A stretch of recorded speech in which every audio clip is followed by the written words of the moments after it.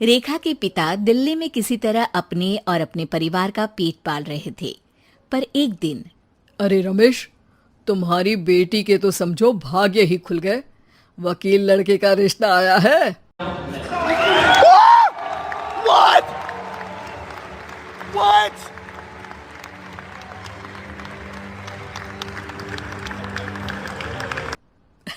अरे वाह, कब करना चाहते हैं शादी?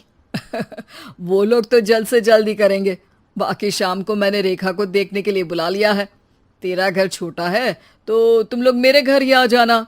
राकेश और उसकी बीवी सारी तैयारी के साथ रोहित और रेखा की शादी कर देते हैं। लेकिन अगले ही दिन देखो रेखा, शादी भले ही हो गई है, लेकिन तुम ये मत सोचना कि मैं किसी जोरू के गुलाम टाइप रहूंगा।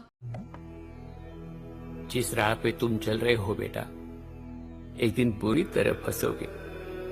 उस दिन मुझे याद करना, मैं पहुंच जाऊंगा। रेखा को रोहित की बात अजीब लगती है।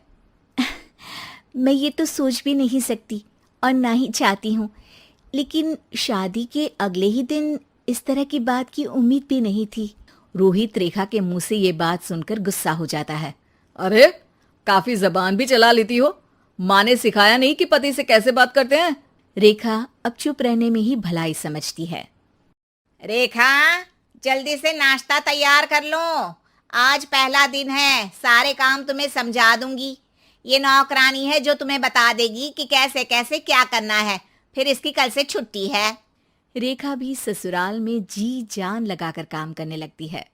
खाली समय मिलता तो पति के वकालत की किताब उठाकर पढ़ने लगती। ये क्या, जब देखो तब पढ़ती रहती है। अच्छा सुन, कल पिता के घर से 20,000 रुपये लेकर आना। मेरे छोटे बेटे की फीस भरनी है। उसको सांस तो लेने देवे। लेकिन पापा क्यों भरेंगे उसकी फीस? अरे वाह जी वाह, पापा क्यों भरेंगे? तो ये बता, हम क्यों रखेंगे तुझे यहाँ? क्यों खाना देंगे फ्री में? अरे, क्योंकि मैं बहू हूँ इस घर की। तभी वहाँ रोहित आ जाता है। अरे वाह, बड़ी जबान चला रही हो। चुपचाप माँ जो कह रही है वैसा कर, वरना सामान उठा और जा अपनी झोपड़ी में। बेचारी रेखा क्या करती, पिता के घर जाती है, उनको सारा हाल बताती है। पिता भी जैसे तैसे पैसों का इंतजाम कर बेटी को ससुराल के लिए विदा करते हैं। देखा, अब कहाँ से आए पैसे? अरे बहुत माल है तुम लोगों के पास, बस सीधी उंगली से निकालते नहीं। नहीं नहीं माँ, पापा ने अपनी मोटरसाइकिल बेचकर पैसों का इंतजाम किया है। पता नहीं अब वो ऑफिस कैसे जाएंगे। अरे वाह भाई, ये भी हम सोचे। खैर, जैसे तैसे दिन बीतते हैं। रेखा जहाँ एक प्यारे से बेटे की माँ बनती है, तो वहीं उसका वकालत की किताब में ज्ञान और गहराता जाता है। हे भगवान, बुरे फंसे। ये केस तो लगता है कि मैं हार ही जाऊंगा। देखिए, मैंने आपकी इस केस की फाइल पढ़ी थी।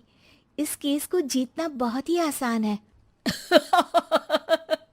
वाह भाई वाह, यहाँ वकालत की डिग्री लेकर भी मैं समझ नहीं पा रहा हूँ, और तुमने रोटी बनाते बनाते ही केस समझ लिया। कौन है ये लोग? कहां से आते हैं ये? अरे जाओ जाओ, जाकर मुन्ने को संभालो। केस मैं संभालूंगा। ए लड़की सुन, जाकर अपने बाप के यहाँ से 3 लाख लेकर आ। पूरा घर फिर से बनाना है। छोटे की शादी करूंगी तो छोटी बहू को कहाँ रखूंगी? पूरा घर तो तूने घेर रखा है। ऐसा मत बोलिए माँ जी, पापा इतना पैसा कहाँ से लाएंगे? अब तो वो रिटायर भी हो गए हैं। हाँ, तभी तो बोल रही हूँ, रिटायरमेंट के पैसे तो मिले होंगे ना। लेकिन वो अगर आपको दे देंगे तो बुढ़ापा कैसे काटेंगे? रोहित रेखा की बात सुनकर गुस्सा हो जाता है। ए सुन, चल अपना सामान उठा, अपना बच्चा उठा और निकल यहाँ से। रेखा के लाख आग्रह के बाद भी रोहित और उसकी सास उसे घर में नहीं रखते। पापा, मैं तलाक चाहती हूँ। बेटा, मेरे पास वकील के पैसे नहीं है। पापा, आप मुझे वकालत करवा दीजिए, अपना केस मैं खुद लड़ूंगी। इस बार रेखा के पिता भी उसे ससुराल ना भेजकर रिटायरमेंट के पैसों से वकालत करवाते हैं। और फिर एक दिन कोर्ट के बाहर, रोहित, आज तुम अपना ही केस हार गए, वो भी उस लड़की से जिसकी तुमने कभी कदर ही नहीं की। रेखा, मुझे माफ कर दो। मैं इतनी बड़ी अमाउंट कहाँ से लाऊंगा? मैं हर महीने पैसे नहीं दे सकता तुमको। पैसे वहीं से लाना जहां से तुम मेरे पापा को लाने के लिए मजबूर करते थे। एक पिता अपनी बेटी की शादी उसकी खुशहाली के लिए करता है, ना कि सारी जिंदगी कर्जदार बनने के लिए। अरे, मेरे ही बेटे की किताब पढ़ पढ़ कर ज्ञान बांट रही हो। वकालत की किताब तो ससुराल में ही पड़ी थी ना।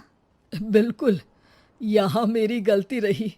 जिस पैसे से मैंने इसकी शादी की थी, मुझे वो पैसे पहले इसकी पढ़ाई में लगाना चाहिए था। और आज रेखा एक जानी मानी वकील के रूप में काम कर रही है।